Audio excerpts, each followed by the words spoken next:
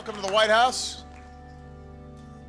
The executive order I'll sign in a few minutes is one that's good for workers, it's good for responsible employers, and it's good for the middle class.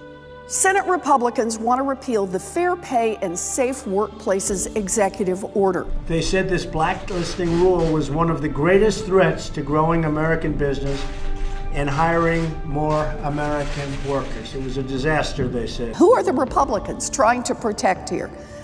Massive corporations that repeatedly cut corners that put their employees' lives at risk or that steal their wages.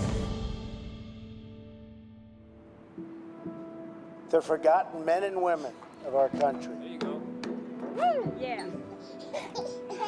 Will be forgotten no longer. What's so funny? My name's Kathleen Flick, and I work at the General Dynamics call center in Bogalusa, Louisiana. I'd like to be able to save enough money to go visit my kids when they're in the States. They're both active duty military, and I can't do that now. It's almost hand to mouth. Well, I had a little bit of customer service experience in another call center a few years back, and I thought, why not? I've done it before, I'll do it again. It's a big company, you know, it should be a good job. They have told us that the federal government sets our wages and that it would take an act of Congress to give us a raise, as though it's out of their hands. I feel forgotten by the federal government, who's supposed to be overseeing these contractors and how they classify their workers and how they pay their workers. Because I think we were misclassified too.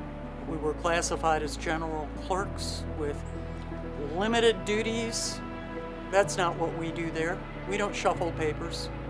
We don't do one or two different things during the day. I have 160 scripts to follow. Yeah, I have a whole book of scripts to follow and rules. And it changes every week.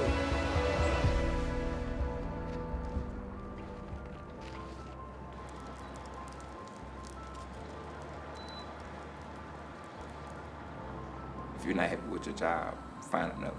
But are you sure this other job is gonna pay as well as this one? I mean, still $9 beats minimum wage, which is $7.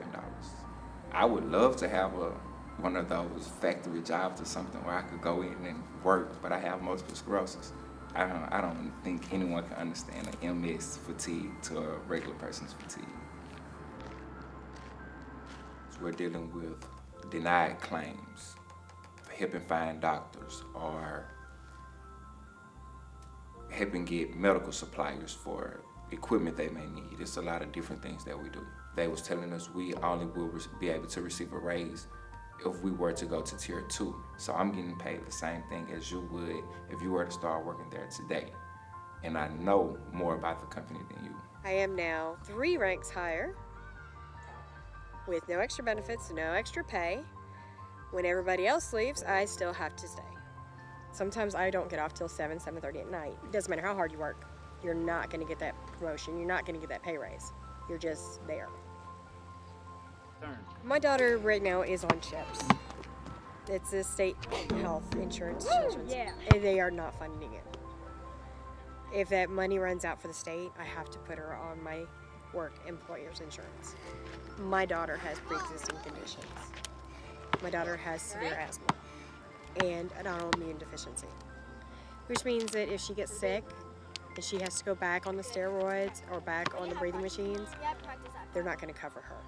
Her medications every month is extremely expensive. I can't afford that.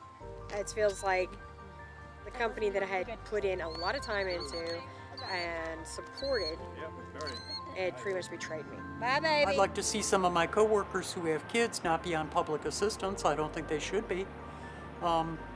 Working for a federal contractor, you know, because they should get paid more. I felt cheated because I didn't know the severity of the fact that it was a government contract, because the way they made it seem as if we got raises, it would put the company in jeopardy. Like, we would be taken from the funds that we have to run the company. So it was kind of like you just got to accept what you got and you really can't do nothing about it. And now it's like, wow, like there's more that can be done that we would have never known about. the government does have certain clauses that they allow us to bargain if we get a union, but that information would have never been relayed unless we started talking to CWA. The longer I'm there, the poorer I get. It shouldn't be that way. I called the Communications Workers of America to see what it would take to get them to represent us. We deserve better, and we can change it for the better. You know, get together and work together. It's going to lead to a lot of jobs and a lot less regulation, and it's going to be good for many, many, many people. So thank you all very much. Thank you all very much.